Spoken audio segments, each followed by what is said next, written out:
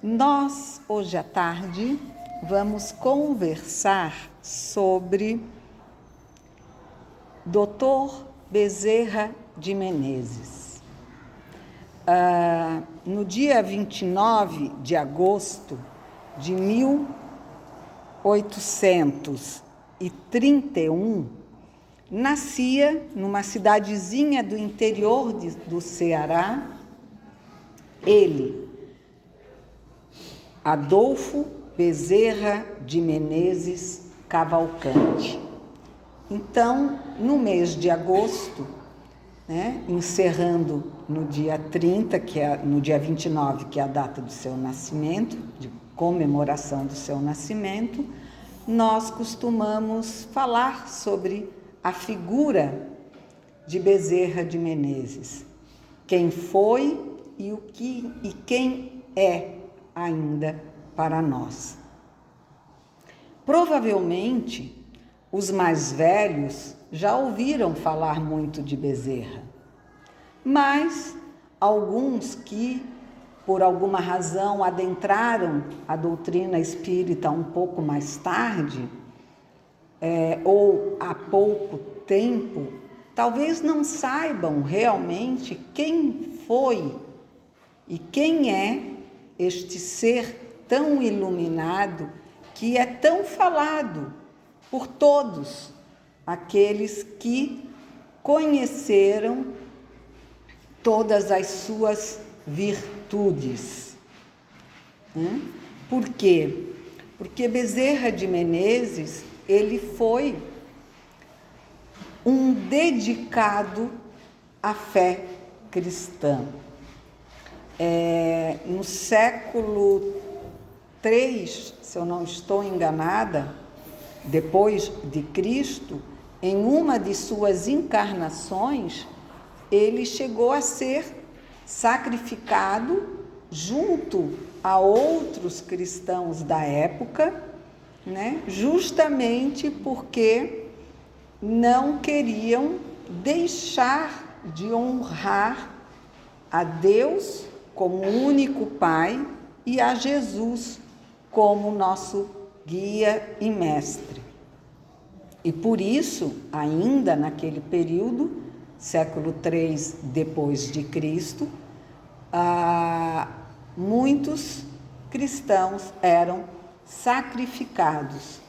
E ele foi um dos que fez parte de um grupo que, mesmo caminhando para o sofrimento, para a dor da vestimenta física, a certeza,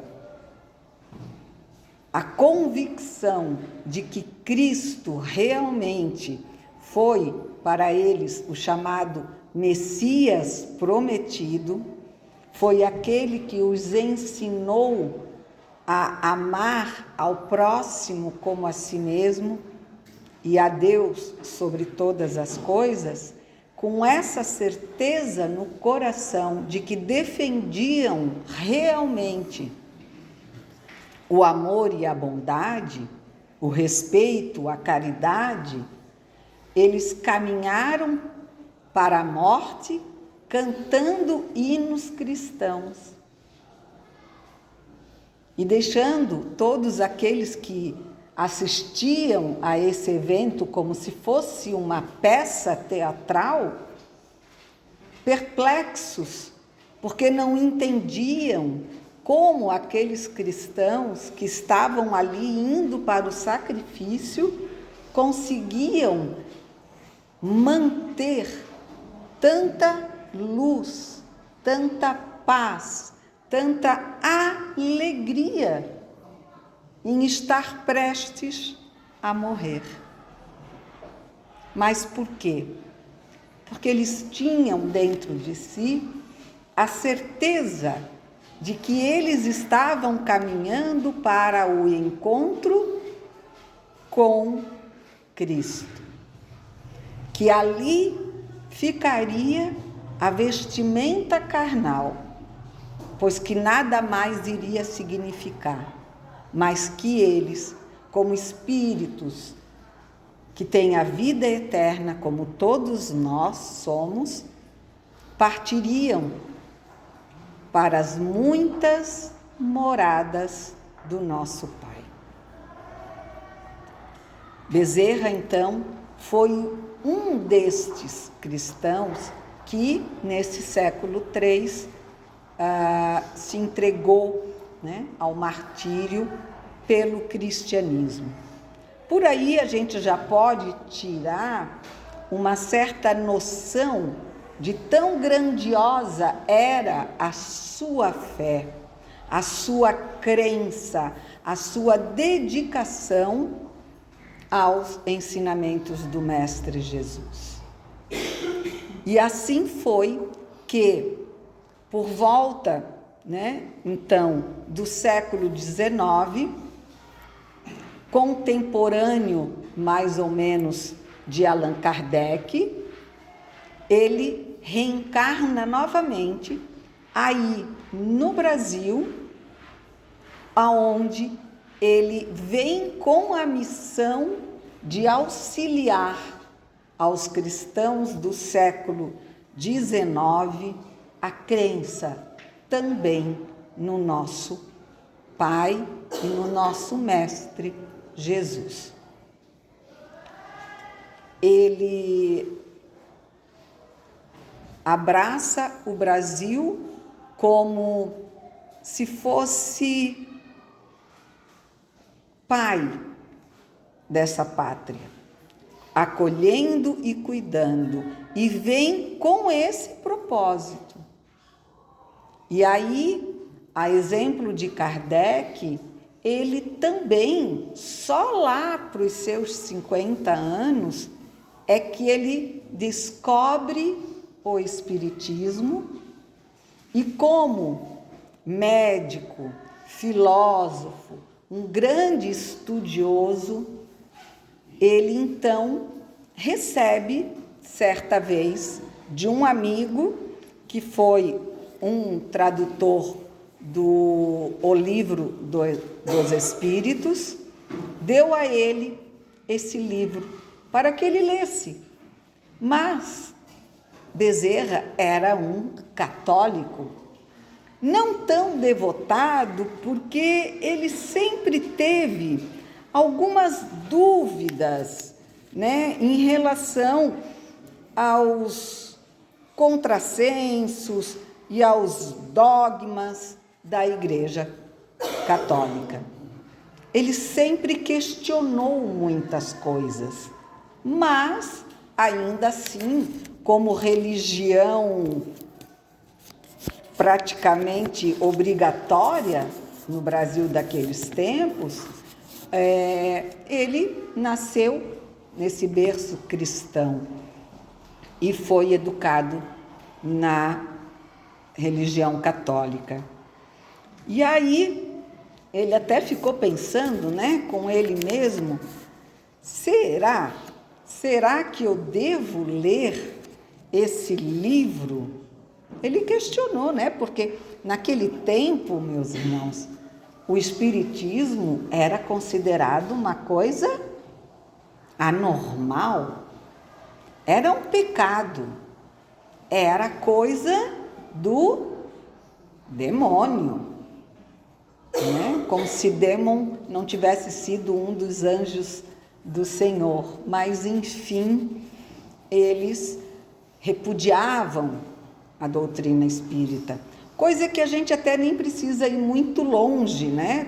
Minha mãe tem 88 anos, há 80 anos atrás ela também era colocada de lado na escola por ser espírita.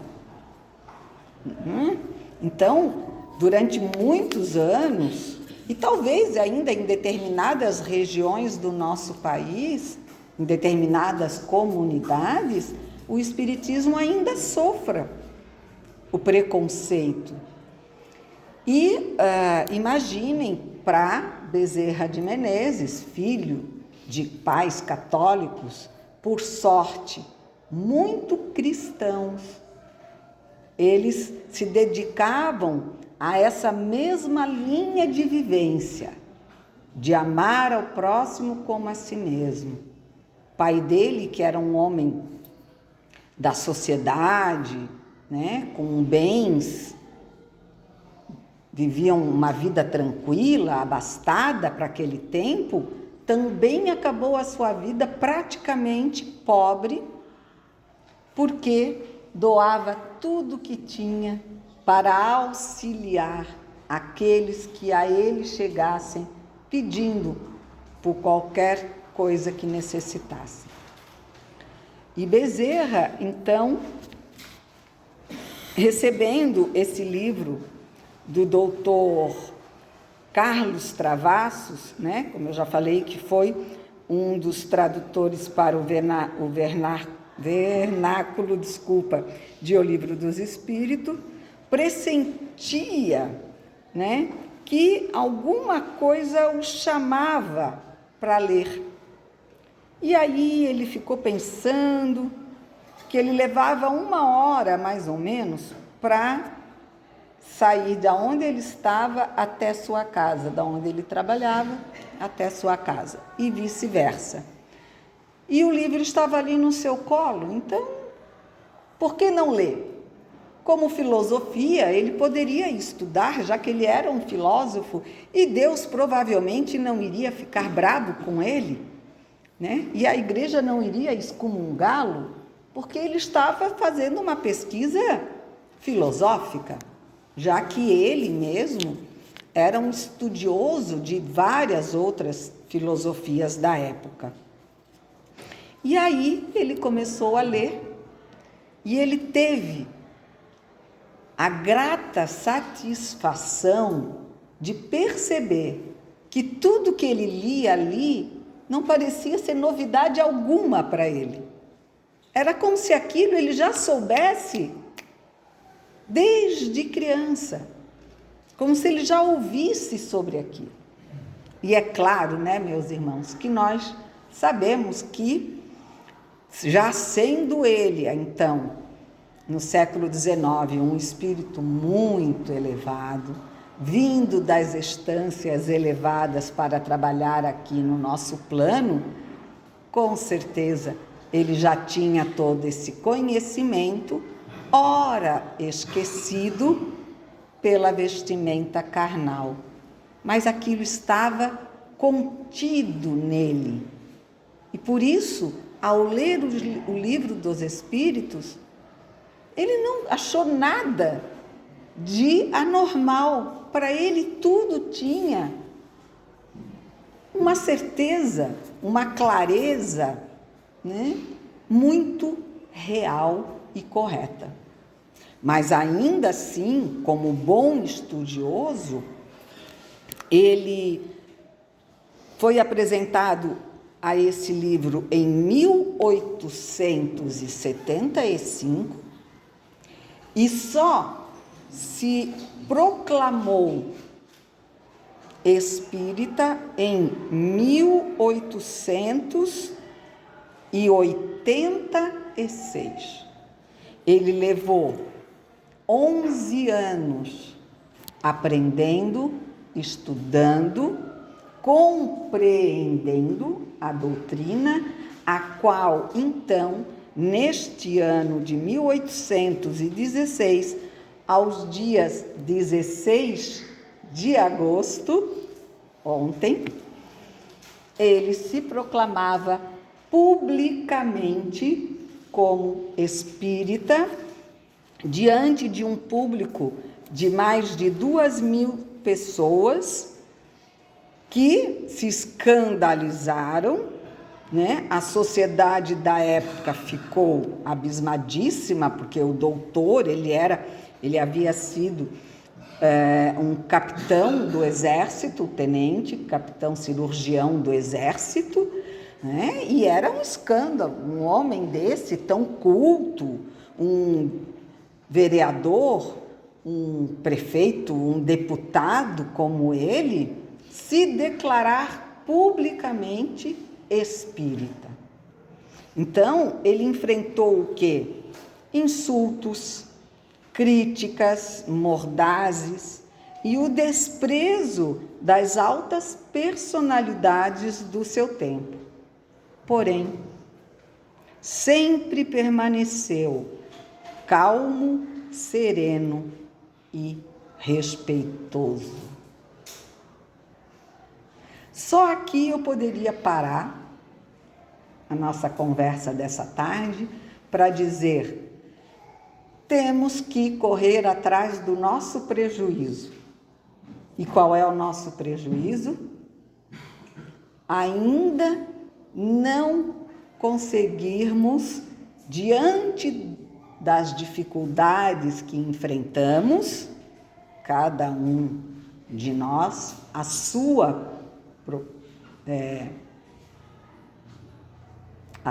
dificuldade, né? Porque cada um tem a sua e assente do seu jeito. Quando nós estamos diante dessas dificuldades, o que nós fazemos? Será que, como Bezerra, permanecemos calmos, serenos e respeitosos? Às vezes até a gente consegue, né? Se não tão sereno, mas pelo menos respeitoso, né? Não proferindo nenhuma palavra de baixo escalão. A gente às vezes pelo menos tenta ser respeitoso, mas calmo, sereno. Será? Será que a gente diz assim, não, tudo bem, não tem problema não, bateram no meu carro, não tem problema, faz mal. Eu ando de ônibus 1 mês até poder consertar todo esse estrago, tá tudo maravilhoso. Né? Assim que a gente consegue fazer? Não, né? Muito menos eu. Resultado, temos que correr atrás do nosso prejuízo. Ou seja, temos que ver a Deus, a Cristo, como realmente nosso Pai, nosso Mestre, que tudo vê, tudo sabe e por isso mesmo nos dá tudo o que precisamos, mas a gente duvida. E aí, se bateram no carro, meu Deus, como é que eu vou fazer? Eu tenho que levar filho para a escola, eu tenho que buscar neto não sei aonde, eu tenho que ir dar palestra no centro espírita, agora a minha vida está acabada, como é que eu vou ficar sem carro? Ó, homens de pouca fé! Tudo se dá jeito. Se a gente realmente respira, mantenha calma, a serenidade, a gente vai escutar assim, ó. Fulana, oi Mauri, tô ligando para ti porque eu soube que bateram no teu carro. Tu tens como ir dar aquela palestra? Olha, as próximas que tu tiver, tu me convida que eu te levo. Opa, um problema já está resolvido. Ah, mas eu tenho que levar o filho na escola. Como é que eu vou fazer? Oi, Mauri, é a mãe do fulano. Ele me disse que o teu filho falou que o teu carro foi batido. Olha, não te preocupa. Agora, enquanto tu estiver sem carro, eu pego e levo o fulano para a escola e trago quando eu for buscar o meu filho também. Opa, segundo problema resolvido. E assim as coisas acontecem. Para quem? Por quê? Porque aqueles que têm realmente fé, que acreditam que tudo podem, porque tem Cristo, Jesus, e tem um Pai maior que nunca vai nos deixar abandonados ou órfãos, irá nos trazer aquilo que precisamos. E Bezerra, ele só não acreditou, como também empobreceu, porque dava também tudo de si aos outros. Ele chegou a ter contas quase que impagáveis na farmácia, porque cada um que chegava na salinha modesta que ele tinha, onde ele atendia aos necessitados, sem cobrar, é claro, ele ainda dava o dinheiro para que pagassem os remédios que necessitavam. Então, algumas vezes ia alguém lá que pagava pela consulta. Aí ele botava o dinheiro no bolso. Opa, hoje entrou um dinheirinho. Aí em seguida vinha aquele que precisava de remédio e não tinha. E lá ia o dinheiro da consulta anterior. E assim, tanto ele fez que quem conhece, é um outro fato muito notável da vida dele, era muito comum e era de muita importância, hoje em dia já não é mais tem tanto valor assim quanto naquela época, os anéis de formatura. E Bezerra, como tal, tinha o seu anel de formatura no curso de medicina. E aí, eis que num belo dia, o que acontece? Não entrou nenhuma consulta paga. Não tinha nenhum dinheiro na caixinha. As gavetas estavam lisas, não sobrou um vintém. E havia uma senhora que necessitava muito do medicamento. O que fez Bezerra? Tirou o anel e deu à mulher, para que levasse na farmácia e desse o anel em troca de tudo o que ela precisava. Era assim. Bezerra não tinha nada de seu, a não ser a sua instrução, o seu conhecimento da política, da medicina, das filosofias. E aí, como espírita, ele dedicou-se ao trabalho doutrinário, escrevendo artigos e comentários sobre o espiritismo para a revista O Reformador, o órgão de divulgação da Federação Espírita Brasileira.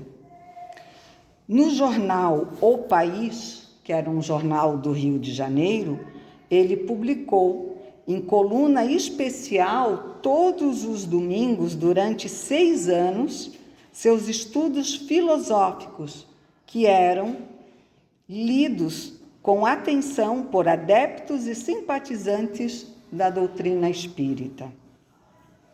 Religiosos, homens de cultura e de mediana instrução. Ele escreveu várias obras, dentre elas Espiritismo, Estudos Filosóficos, e o conhecidíssimo A Loucura sob Novo Prisma, em que estuda as obsessões ocasionadas pelos espíritos e os meios para solucioná-las à luz do Espiritismo. Porque aqui é importante lembrar, e que infelizmente até hoje ainda ocorre, muitas internações em manicômios públicos, principalmente, de irmãos que nenhuma doença mental possuem, a não ser o fato de estarem obsidiados por irmãozinhos menos bondosos, que procuram a vingança de alguma maneira contra aquele ser encarnado que não sabe como se defender. E Bezerra de Menezes, então, a seu tempo, já entendendo a doutrina dos espíritos, a vida dos espíritos, a comunicação deles para conosco e as suas possibilidades sobre cada um de nós, já procura então uma visão de tratamento diferenciado para esses irmãos, até então apenas nomeados de loucos, taxados, né? Não só nomeados, mas eram taxados, eram ridicularizados, quando na verdade eram apenas marionetes doentes nas mãos erradas.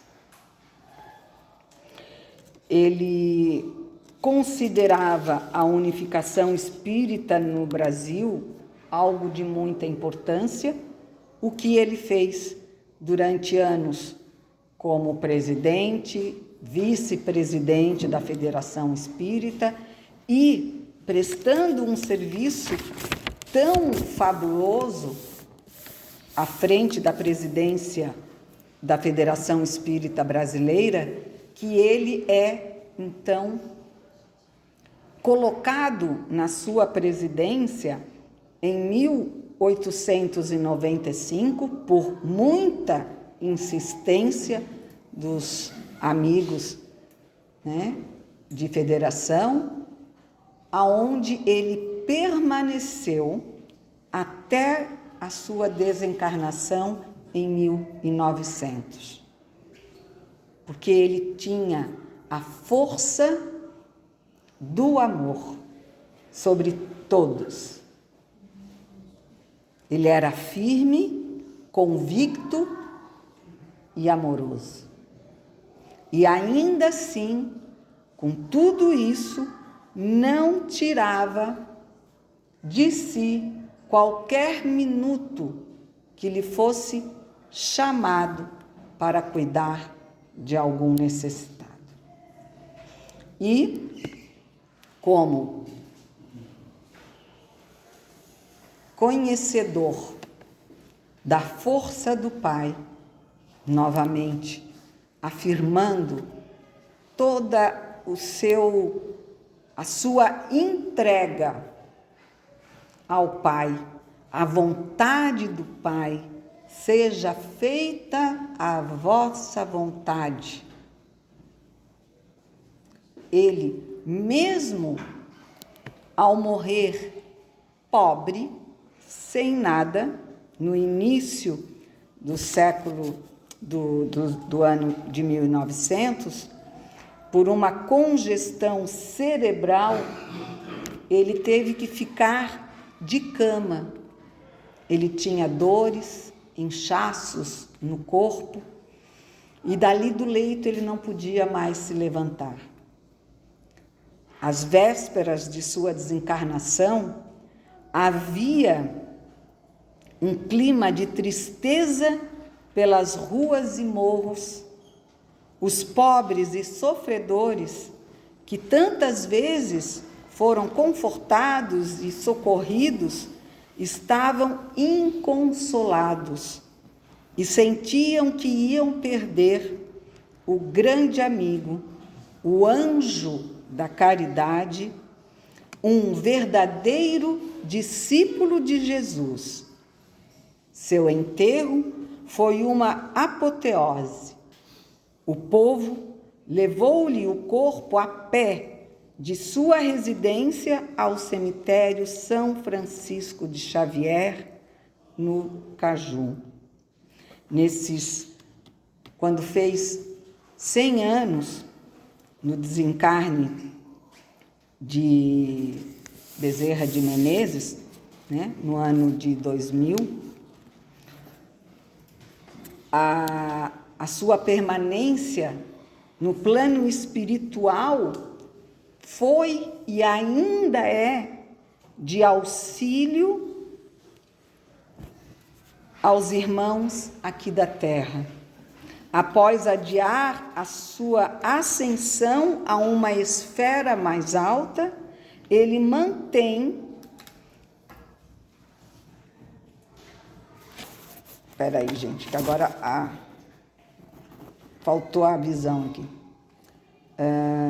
Ele mantém intensíssima atividade espiritual, tendo ditado aos médiuns Ivone do Amaral Pereira, Edivaldo Franco, obras que hoje são clássicas no acervo doutrinário espírita, a exemplo de dramas da obsessão e a tragédia de Santa Maria, psicografadas pela primeira, e compromissos iluminativos por Divaldo, além de várias mensagens transmitidas através do médium Chico Xavier. Então, se saiba, né, que ele, até hoje, reverenciado pelos espíritas, é um trabalhador incansável para a melhoria do plano terrestre, do Brasil, e abdicou, por convite de Maria, nossa mãe, subir, ascender a planos mais elevados, de menos compromisso com as nossas grosseiras dificuldades, porque ele ainda se vê como servo do Senhor e ainda se coloca a trabalho de nós, que ele tanto considera, porque sabe que somos os seus irmãos. E como tal, ele ainda cuida de todos nós. E não pensem vocês que, digamos, o descuido financeiro dele ao dar-se e doar-se aos outros deixou sua família desprovida. Ele deixou, sim, porque dele não restou um centavo, mas todos aqueles que iam visitá-lo no leito, sabendo da condição da viúva, com ainda seus outros filhos, depositavam embaixo do seu travesseiro pequenas quantias do que tinham para ofertar, que cuidaram da viúva e dos filhos de Bezerra, que jamais foram abandonados na terra, enquanto aqui estiveram, e também nos céus. É isso, meus irmãos, que nós precisamos reter sobre Bezerra.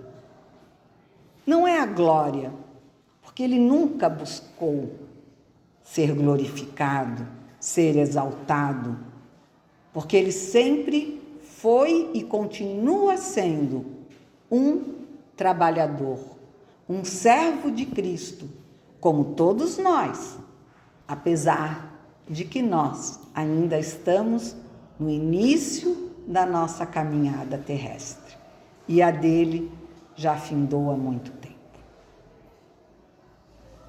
A humildade, o respeito, a serenidade, a calma, é isso que nós temos que manter em nossas mentes e procurar desenvolver no nosso coração, para que possamos também dar a Bezerra não o pouco de moeda que talvez tenhamos em nossos bolsos, mas o muito da gratidão pelo exemplo e pelo ensinamento que ele também nos deixou. Esse é Bezerra de Menezes, o servo do Senhor, encarnado e desencarnado, que continua a nos ajudar. Então, que saibamos nós usufruir desses exemplos como combustível frente às nossas necessidades, aprendendo que se realmente nos entregarmos, nos colocarmos nos braços do Pai e dermos a mão a Jesus, nunca estaremos abandonados e sempre encontraremos as respostas que precisamos para a nossa conduta. Que assim seja. Gratidão mais uma vez à casa e a todos.